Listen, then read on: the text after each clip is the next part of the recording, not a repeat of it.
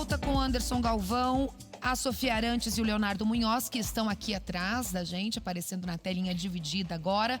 Sejam bem-vindos novamente, Leonardo e Sofia. Agora, Anderson, deixa eu dividir uma coisa com você. A gente estava atento à palestra do Leonardo e posteriormente da Sofia. Me chamou muito a atenção o rendimento de 1.000 quilos de milho, para quanto ele rende de etanol de milho. Sofia, chama muito a atenção quando você divide esses dados com os seus alunos, com as pessoas que você costuma palestrar? Sim, e a expectativa é de aumento para os próximos anos. Então, assim, a indústria do etanol de milho, ela veio com uma mudança tecnológica comparada com a indústria que a gente tem hoje instalada já no Brasil. E a expectativa para os próximos anos é que essa eficiência ela aumente ao longo do tempo. Então, assim, quando a gente fala em 430 litros de etanol para cada tonelada de milho, é um número bem significativo e ao longo do tempo, devido por conta das questões tecnológicas e tudo mais, esse número ele deve ser ainda melhor. Eu não imaginava que o rendimento era tão alto. Fiquei surpresa de verdade. Leonardo, tem uma pergunta para você agora. Vamos lá. O Pedro César perguntou pelo nosso chat como o agricultor pode se beneficiar dos créditos de carbono, né? Eu acho que ele esqueceu o desenho aqui, gerados a partir do milho. Existem empresas que podem nos auxiliar no mapeamento e certificação? Pergunta do Pedro César, Leonardo. Existe sim, assim, atualmente tem empresas que fazem essa métrica, mas assim, o mercado de carbono no Brasil, ele basicamente está como forma voluntária ainda, não foi assim regulamentado de fato ainda, tá um projeto de lei ainda no Congresso Nacional, tá? Mas assim, tem empresas que fazem isso e posso até falar as empresas, assim, tem o que faz, mas assim, teoricamente ainda, e a métrica para o milho é um pouquinho mais diferente do que normalmente é para o resto da agricultura. Perfeito, e é muito, muito bacana que hoje a gente vive numa nova era, né? A comunicação está aqui na palma da nossa mão, né, Anderson? E a orientação que a gente sempre dá como comunicador, né, como o Anderson que trabalha há décadas já com agronegócio, é que o produtor procure pessoas habilitadas, que conheçam o assunto, né, se certifiquem que são pessoas que passam informações seguras, sejam pessoas de confiança. Eu acho que é mais ou menos por aí. Exatamente, Sueli. A gente, estando há muitos anos na estrada, a gente vê muito o desafio do assessoramento, né? Sim. E o ponto como o Leonardo colocou, né? A partir do momento que esses modelos de negócio que normalmente surgem na iniciativa privada para depois serem abraçados por um marco regulatório, primeiro vem a inovação, depois vem a regulação, né? É importante nessas fases iniciais o agricultor, o empresário rural, sim participar. Tem o tema ontem, a gente comentou, da evolução e da inovação, né? O processo de evolução ele é lento e contínuo. É importante o agricultor ir tateando e ganhando confiança nessas novas realidades de mercado para ele construir o seu conhecimento. Fazendo um paralelo aqui com o mundo agronômico, né? O plantio direto ele não nasceu de um dia para o outro, foi um processo de décadas de amadurecimento tecnológico. E tecnologias, por exemplo, a biotecnologia agrícola, quando entrou no Brasil lá no final dos anos 90, começo dos anos 2000, foi um processo da primeira ruptura tecnológica, ou seja, lançou a tecnologia, depois o processo da evolução. E agora, quando a gente fala para o tema da economia do carbono, é uma outra ruptura tecnológica que entra depois numa fase de evolução. Apuração de métricas, apuração de protocolos de mensuração desses resultados. E aí, sem dúvida alguma, o agricultor ele tem que participar, aprender e implementar. Perfeito, Anderson. Sofia, eu queria, já que o Anderson puxou esse gancho aí de primeiro surge a inovação, ele citou o exemplo do plantio direto, depois foi criada aí toda uma teia envolvendo, quando a gente inova tem a questão da regulação. Eu queria que você fizesse um comparativo de como as coisas andam aqui no Brasil, né, a cadência aqui do Brasil com outros países que são potências na agricultura em relação à regulação do que se inova no país.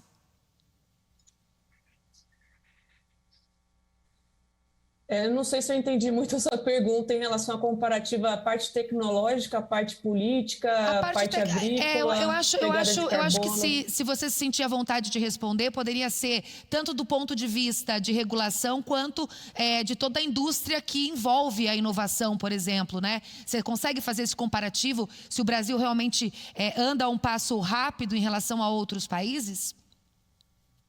Sim, em relação especificamente ao etanol de milho brasileiro, a gente usa basicamente parte, né, dos equipamentos vem de fora, que é importado, e aí existem outras partes de insumos e arquitetura, serviços de construção civil que são utilizados aqui no Brasil. Mas em comparação à tecnologia em si, ela é a mesma utilizada nos Estados Unidos. O que traz a parte diferente do etanol de milho brasileiro é essa questão da utilização do cavaco de eucalipto, que é anexa à indústria, então isso traz uma inovação no uso. Nos Estados Unidos isso é utilizado já em algumas, mas a maioria lá é gás natural, então isso traz um pouco de redução de gás de efeito estufa no processo, e além disso a questão da rotação com a cultura da soja. Isso é um grande diferencial que vem sendo debatido nas políticas internacionais e que a nossa dificuldade foi o que eu trouxe como mensagem principal assim, para os próximos passos, né? É como a gente mostra e evidencia e comprova essa diferenciação. Existem poucos estudos quantitativos que trazem isso, que é esse diferencial. E para as políticas internacionais, a gente tem que evidenciar isso, mostrando que isso gera impactos muito positivos e que é uma tecnologia, é uma forma de produzir na parte agrícola muito diferente do que é feito no resto do mundo, que é você conseguir produzir na mesma área, em rotação com a soja, uma outra cultura, né, que é direcionada para a produção de etanol de milho no Brasil e que traz uma menor pegada de carbono e que isso traz a questão de diferenciação com outros biocombustíveis no mundo inteiro. Perfeito, Sofia. Agora chegando aqui uma pergunta para o Anderson, do Marcelo Silveira. Sustentabilidade, ele diz, é fundamental para o agro, né? Anderson, como conciliar segurança alimentar e segurança energética no cenário atual e qual o papel do etanol de milho? Muito boa a colocação do Marcelo, Sueli. Eu digo o seguinte, a gente vai ficando com o cabelo branco, naturalmente a gente vira pragmático, né? A sustentabilidade ela tem um tripé. Não adianta você ser altamente sustentável no meio ambiente e não ter sustentabilidade no lado econômico ou no lado social. E um pouco de realpolitik, acho que a própria Europa está vendo isso hoje, com a dependência energética que a União Europeia desenvolveu ao longo da última década da Rússia. Então, tem que buscar esse equilíbrio entre a sustentabilidade econômica, ambiental e social. E no caso o milho no Brasil, em complemento aos temas que a Sofia colocou e o Leonardo também, eu vejo ele como peça-chave. Peça-chave do ponto de vista muito prático. Por quê? Por exemplo, citando o tema do etanol de milho, um produtor de cana, ele precisa de um mínimo de escala para ele estar anexado como fornecedor da usina ou participar da usina como fornecedor. Sem escala, ele não consegue justificar uma máquina de colheita, uma máquina de plantio, todos os tratos que estão no sistema. A usina do etanol de milho, eu digo que ela é extremamente democrática, fazendo gancho com a sustentabilidade. Por quê? Pode ser um grande produtor agrícola, uma SLC agrícola, que é uma das maiores produtoras de grãos do mundo, ou pode ser um agricultor da agricultura familiar, de um assentamento. O milho que vai chegar na usina de etanol de milho do Mato Grosso, ele é o mesmo. Ele não tem diferença. Não, esse milho vem da agricultura empresarial, esse milho vem da agricultura familiar. Então, essa integração que o milho gera com a agroindústria da proteína animal, com a agroindústria da bioenergia, agora o etanol, ou com o uso tradicional de milho, eu vejo ele como um verdadeiro cimento social. E o grande inimigo do meio ambiente é a pobreza.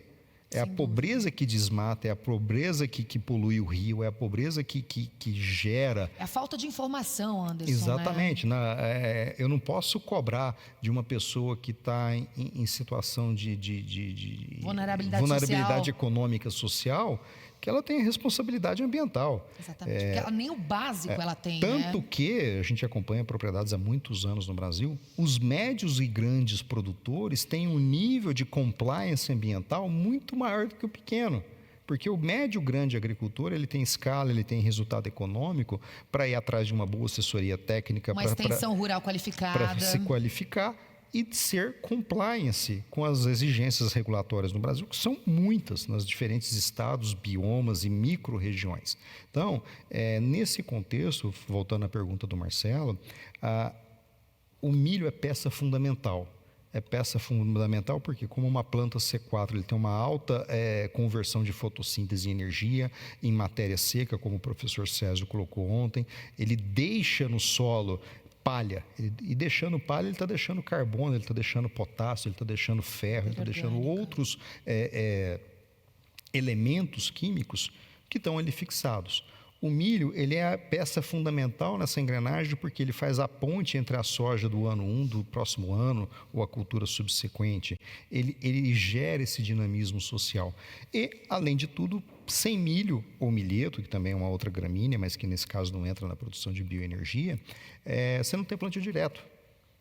E sem plantio direto é muito difícil para o Brasil cumprir com as metas de redução das suas emissões e tudo mais, de carbono, mas eu diria mais importante ainda dentro de um pragmatismo, na preservação de solo.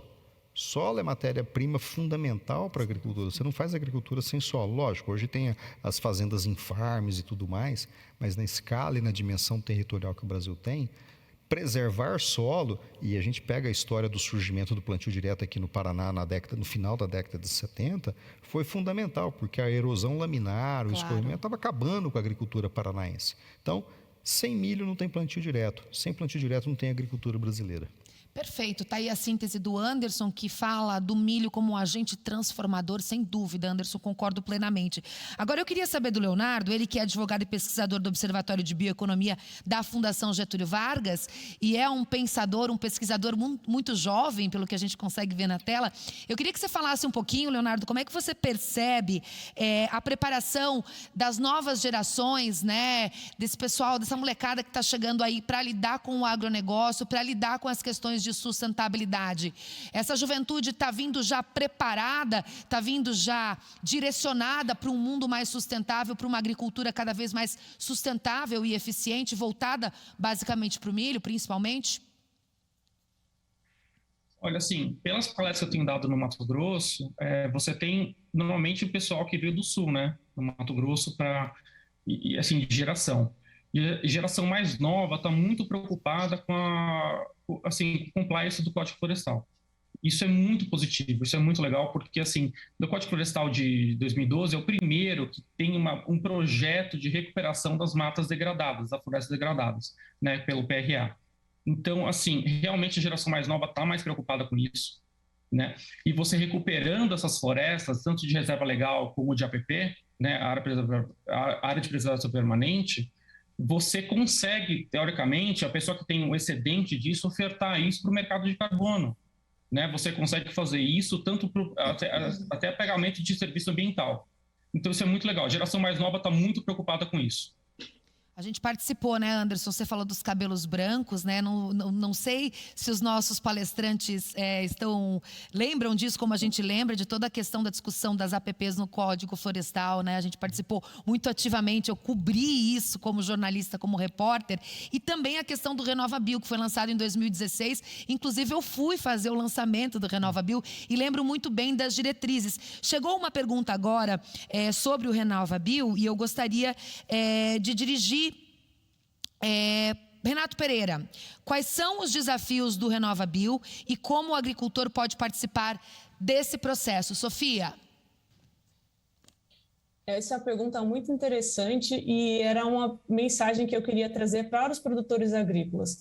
No RenovaBio, quando a gente fala de elegibilidade, rastreabilidade, existe uma exigência de que O milho e a soja, principalmente, a cana também, mas o milho e a soja são os mais difíceis de serem rastreados, comprovação da origem deles, de verificar que não foram plantados em áreas desmatadas.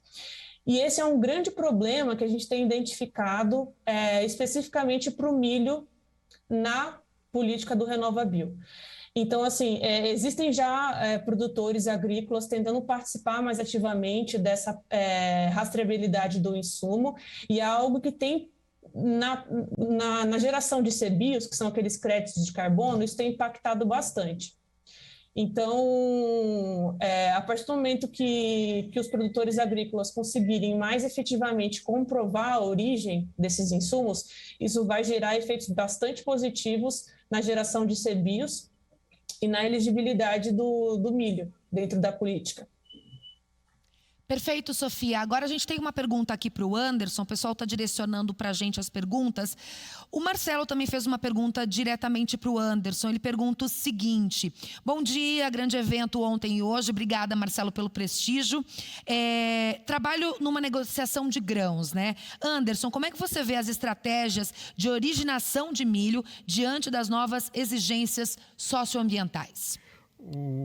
Suelen, o milho, ou o fato do milho chegar à primeira divisão da agricultura brasileira tem total vínculo com a exportação. Ontem o Ivan pontuava esse aspecto. Por quê? No mundo pré-exportação de milho, a dinâmica era muito pulverizada. Eu me lembro numa discussão lá na crise de 2004, 2005, que os agricultores bastante chateados com queda de preço e tudo mais, falando do oligopólio da agroindústria e tudo mais, eu falava, gente, o mercado do milho lá no 2004 era um mercado muito democrático, milhares de pequenos compradores. E esses milhares de pequenos compradores não conseguiam se organizar para dar previsibilidade para a cadeia produtiva do milho. O que era o negócio? Eu sou um granjeiro aqui da região de Bastos, ele ligava lá em Goiás, me vende 2 carretas de milho, eu vou te pagar com um cheque de 30, 60, 90, um cheque voltava, me dá mais prazo. Então essa era a realidade da comercialização de milho, até o Brasil se tornar um player de exportação. Quando o Brasil se torna um player de exportação, primeiramente com as cooperativas aqui do Paraná buscando mercados externos, mas depois a própria trade entrando no negócio, a unidade de conta na exportação é o navio Panamax. O navio Panamax, ordem de grandeza, são 60 mil toneladas de milho embarcado, ou de soja, o que for. 60 mil toneladas de milho na produtividade média da safrinha do Mato Grosso, ou mesmo aqui do norte do Paraná, nós estamos falando aqui da ordem de 10 mil hectares para você encher um navio Panamax. Você não compra 10 mil hectares de milho no mercado spot. Você tem que fazer um trabalho de preparação. Então, a indústria, ou melhor dizendo, a trading e as cooperativas, na medida em que elas começam a organizar este mercado, elas começam, primeiro, a fazer fixação de preço. Segundo, porque agora o milho está precificado em dólar e não mais em reais. Segundo, ele começa a fazer programas de troca. Terceiro, toca no ponto que a Sofia comentou. Já que ele está fazendo um programa de trocas, ele tem que ter uma garantia, tem que ter uma matrícula, tem que ter uma CPR. Então, a indústria do milho começa a disciplinar / organizar essa cadeia de suprimentos. Então, isso vai entrando num ciclo extremamente virtuoso, ao ponto que, hoje, uma grande trading, com as ferramentas de geoprocessamento, de agricultura de precisão que tem, elas fazem esse processo de rastreabilidade, que a Sofia falou que é muito importante, porque uma empresa dessa ela não quer correr o risco reputacional de um navio de milho desembarcar na Europa ou em algum outro lugar e dizer, não, esse milho aqui veio de uma área com embargo por trabalho escravo ou por dano ambiental. Exatamente. Então, a função da exportação em disciplinar / organizar o mercado do milho é fundamental. Eu ouso dizer que o milho no Brasil só entrou para a primeira divisão da agricultura a partir do momento que a gente se torna um exportador consistente a partir do começo de 2010. E nem sempre a cronologia acontece da forma mais, que que deveria ser, né? Ao longo do processo, as melancias vão se assentando, como aconteceu nesse caso, né? Exatamente. Tem o tema da maturação do produtor, o exemplo que eu citei lá de um projeto que a gente acompanha, uma fazenda que está recém-implementada lá no norte do Mato Grosso em 2000, 2005, é o desafio de sobrevivência. Exatamente. Não sobra dinheiro para o cara fazer o trabalho de uma adequação ambiental corretamente. Ele sabe, nossa, eu tenho que resolver isso, mas primeiro eu tenho que sobreviver. A sustentabilidade econômica, social. O segundo passo é a sustentabilidade ambiental. Não, agora que eu estou com a casa organizada, eu vou arrumar aqui, vou arrumar ali. Então, esse é o processo do amadurecimento da agricultura brasileira nas últimas 2 décadas e amadurecimento assentado em cima desse sistema, soja, milho, integração lavoura-pecuária, eucalipto em alguma região e assim por diante. Ainda sob esse prisma, né, da sustentabilidade e da imagem do Brasil, principalmente como grande exportador, grande player agrícola mundial, eu queria perguntar para o Leonardo como é que ele enxerga hoje a colocação do Brasil, a comunicação que o agronegócio brasileiro faz com os nossos principais importadores agrícolas. Leonardo? Olha, assim, o Código Florestal é a legislação assim, a mais restritiva do mundo, porque ele cobra o agricultor abrir uma parte da parcela da propriedade dele para preservação ambiental. E isso, no fundo, assim, seria um selo verde de produção. E isso está sendo muito mal explorado atualmente no mercado internacional. Porque você vê assim, as taxas de desmate da Amazônia, mas esse desmate assim, legal. Então, e o produtor, ele tem a preservação dele, um papel fundamental que não é explorado pelo governo, não é explorado pelo Itamaraty. Assim, realmente tinha que fazer um trabalho melhor de divulgação do Código Florestal como um selo verde, porque realmente é um bem que a gente tem aqui nessa lei. E isso realmente assim está faltando. E todo o trabalho, todo o esforço que foi feito, né? E vai para o STF, e volta e se discute. Acho que um complemento ao que o Leonardo disse, Sueli, ontem a gente falou um pouco desse tema. Falamos. No mundo agro, nós somos especialistas em pregar para os convertidos. Eu falo para o meu vizinho agricultor, olha como é que eu preservo minha fazenda, olha como é que eu preservo a minha, mas eu não falo para o meu cliente. Exatamente. A gente prega para as pessoas que já conhecem a história, que já são convertidos na causa da agricultura sustentável do Brasil. Não é porque nós somos uma agricultura de grande escala que nós não somos sustentáveis. A gente comunica muito mal. Um exemplo, além do tema do Código Florestal, é recolhimento de embalagem. O Brasil recolhe na logística reversa praticamente 100% da embalagem de defensivo agrícola que sai da indústria e vai à fazenda. Há algum tempo atrás eu estava numa reunião no Reino Unido e, para minha surpresa, o agricultor falou, não, a embalagem eu enterro na minha fazenda. Eu falei, se você fizer isso no Brasil, você vai preso. E eu estava na Inglaterra, no quintal do Príncipe Charles. Exatamente. Que é um dos papas da sustentabilidade, da bandeira verde, né? E tudo mais. Então, nós somos especialistas em pregar para os convertidos, mas a gente comunica mal com o nosso cliente lá fora. Sofia, queria ouvir a tua opinião agora sobre a comunicação do agronegócio brasileiro com o exterior, principalmente desse ponto de vista aí de biocombustíveis, né? Você acha que o biocombustível a partir do milho pode ser aí um agente impulsionador, propulsor, engatei, da sustentabilidade brasileira para o resto do mundo? Sim, esse é um ponto muito importante. A gente participa de várias discussões nas mais variadas políticas internacionais, a gente participa do CORSIA, que é em relação à aviação civil, participamos de políticas nos Estados Unidos, dos debates, né, para aprimoramento de como calcular essa pegada de carbono, e a grande dificuldade que a gente tem é de mostrar para eles lá fora o quanto que o milho brasileiro ele é diferente, e quanto que ele pode ser positivo para esse cálculo de emissões de gás de efeito estufa. E da primeira vez que a gente apareceu nesses debates e veio com a nota da pegada de carbono, eles falaram, não é possível que é desse jeito, assim, a gente precisa ficar ali batendo naquela tecla, trazendo estudos, comprovando de que é assim e que, assim, a gente precisa trazer mais insumos para esses debates. O assunto está muito quente nessas políticas internacionais e a gente tem que aproveitar o timing. Então, assim, a mensagem que eu queria trazer para os produtores a gente precisa interagir mais. Foi um pouco do que o Anderson falou. A gente precisa receber essas informações para levá-las para fora. porque senão a gente acaba ficando com elas internamente. A gente sabe que isso acontece, mas não leva para os debates e aí não vem a mudança. Então, a gente precisa primeiro organizar essas informações e começar a introduzir mais fortemente nos debates internacionais o que a gente já vem fazendo há bastante tempo. Primeiro foi com a indústria da cana, que teve toda essa parte de curva de aprendizado, de mostrar o quanto que tem a parte diferente, né, de como é produzido aqui no Brasil. E esse mesmo processo está começando agora com o etanol de milho brasileiro, que é muito recente.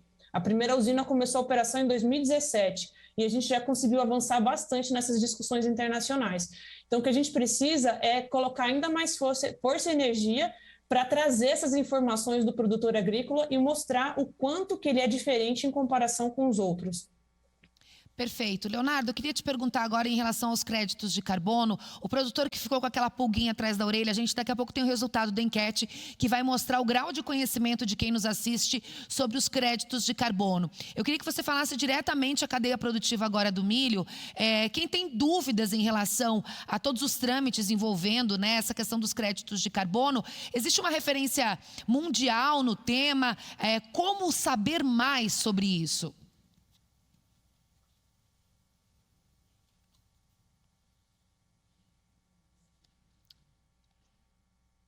Leonardo, só um minutinho, que essa foi a frase mais dita na pandemia, né? Abra seu microfone. Desculpa. Tudo bem, agora estamos te ouvindo. Sério, porque, assim, a gente falta com métrica para carbono de milho ainda, né? Você tem, assim, no Brasil, como a gente não tem um mercado de carbono regulamentado ainda, propriamente dito, você tem tudo ainda via voluntário. E a maioria dele é como se fosse RED, ou seja, no bioma Amazônia, quem preserva o bioma Amazônia, teoricamente, pode afetar esses créditos. Mas, assim, para o produtor de milho, ainda realmente está faltando regulamentação, está faltando mais, assim, essa certeza jurídica de mercado, realmente está faltando. Isso a gente... o Congresso Nacional tem um PL, que é 58/2020. Realmente precisa aprovar isso daí e deixar claro para o produtor rural como é que ele pode investir.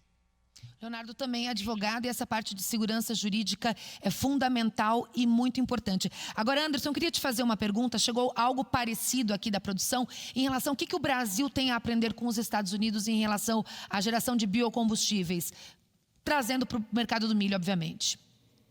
Eu acho que até um pouco de história, Sueli. No final de 2011, eu estava numa visita nos Estados Unidos, estava o Sr. Alisson Paulinelli e algumas outras pessoas, quando um pesquisador de um laboratório do governo americano em Illinois, que é o Corn to Ethanol Research Laboratory, ele falava o seguinte, falando das benéficos do etanol de milho e tal, e a gente sempre muito cético, não, porque isso não é legal, isso não é ambiental, quando esse pesquisador falou assim, vocês brasileiros têm uma vantagem que vocês não perceberam, que vocês têm a segunda safra e nós não temos. E aí lá no começo de 2012 a gente escreveu um paper que é onde eu comecei a olhar um pouco esse tema do etanol de milho no Brasil.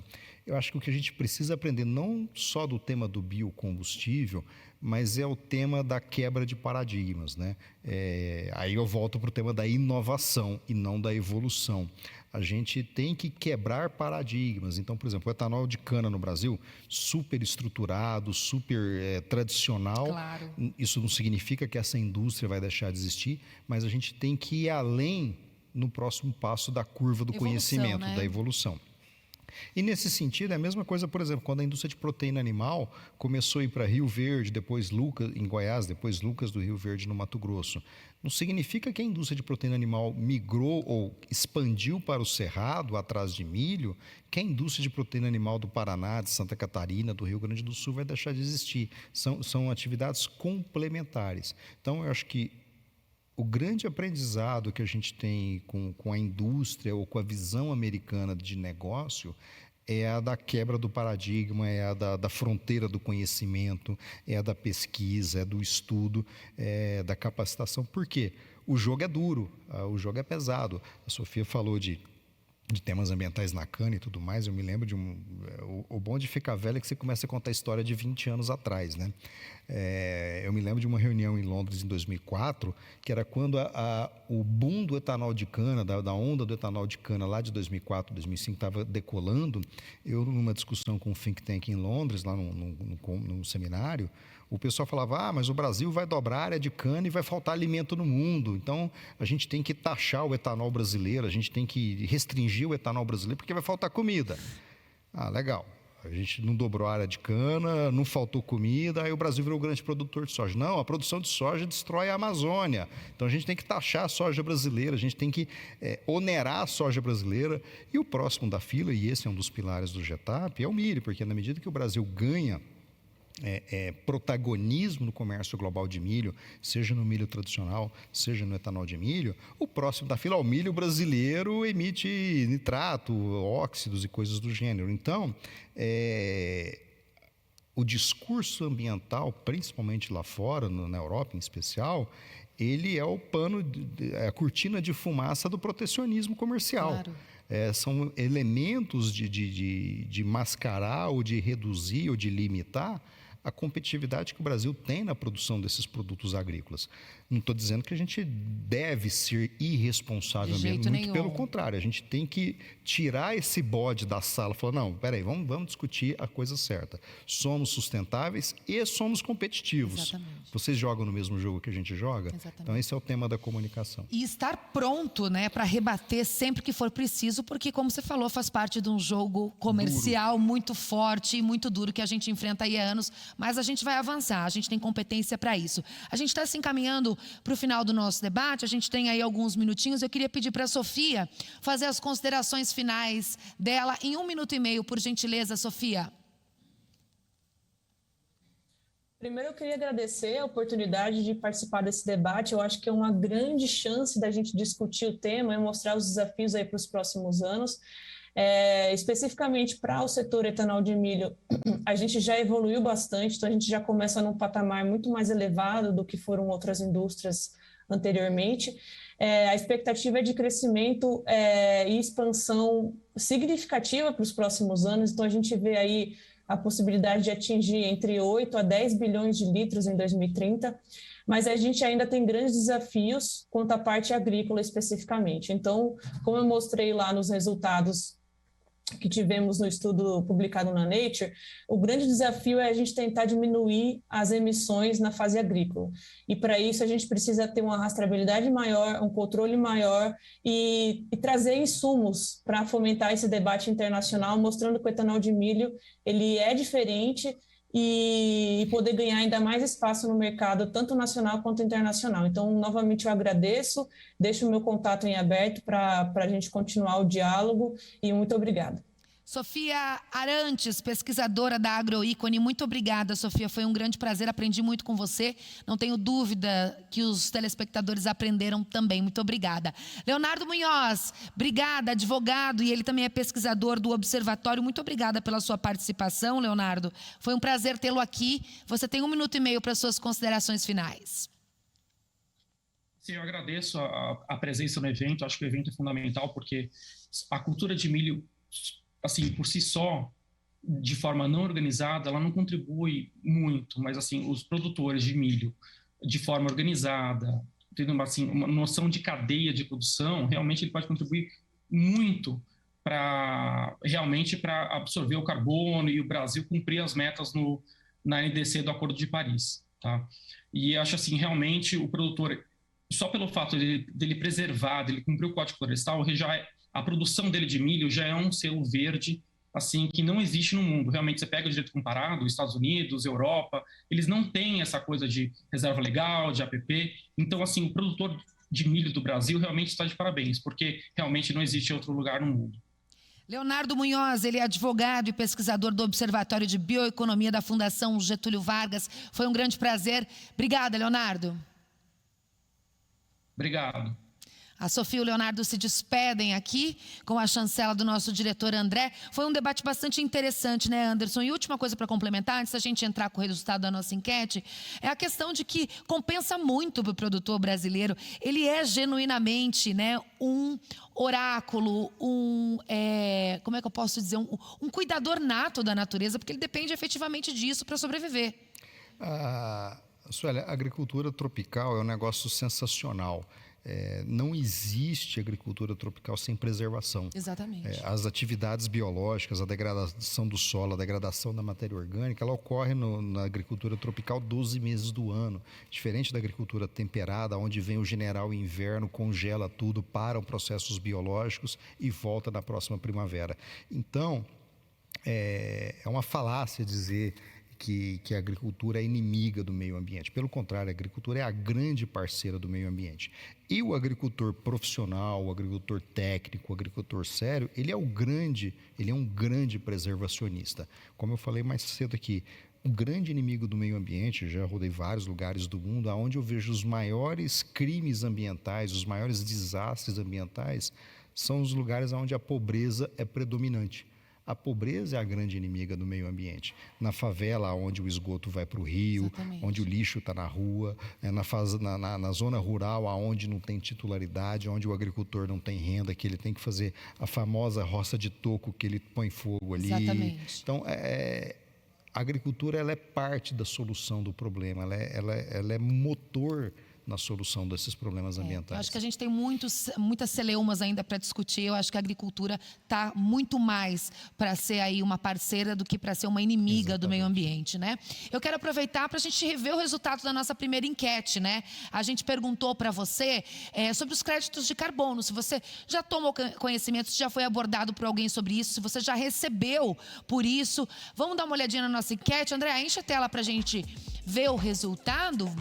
A gente perguntou para você conhece programas que pagam por créditos de carbono, como e tal? A gente recebeu algumas participações e foi bacana, olha só. Muita gente sim, 77,8% e 22,2% não. Quer dizer, Anderson, sim. O nosso público está muito bem informado. Isso é um ótimo sinal, porque, de fato, o tema está circulando, exatamente, na boca do agricultor, nos eventos, nas reuniões, e o agricultor começa a enxergar isso como uma oportunidade. Perfeito. E agora a gente tem a segunda enquete para provocar você, para que você participe. Não sabe como participar? Vamos lá, André. O QR Code na tela, abre a câmera do seu celular, automaticamente esse código vai te levar para a nossa enquete e a gente quer te perguntar agora. Pós-Getap Milho Verão, a gente ainda tem transmissão pela frente, calma, não está acabando não. A gente ainda tem o campeonato de produtividade daqui a pouquinho. A gente está perguntando então, sua intenção pós o Getap, plantio da cultura para a próxima safra, né, do milho, diminuiu, continua igual ou aumentou? O que você tirou das nossas discussões nesses 2 dias? Isso te motiva a aumentar a área, a investir mais na atividade? Não mudou muita coisa? Diminuiu? Conta pra gente que daqui a pouquinho a gente vai dar o resultado nessa enquete. E como eu falei, tem o campeonato de produtividade daqui a pouquinho. Vai lá, responde pra gente. Enquanto isso, a gente vai tirar um intervalinho de 10 minutos. Vai ao banheiro, toma uma água, dá uma alongada. Daqui a pouco a gente volta. Já, já.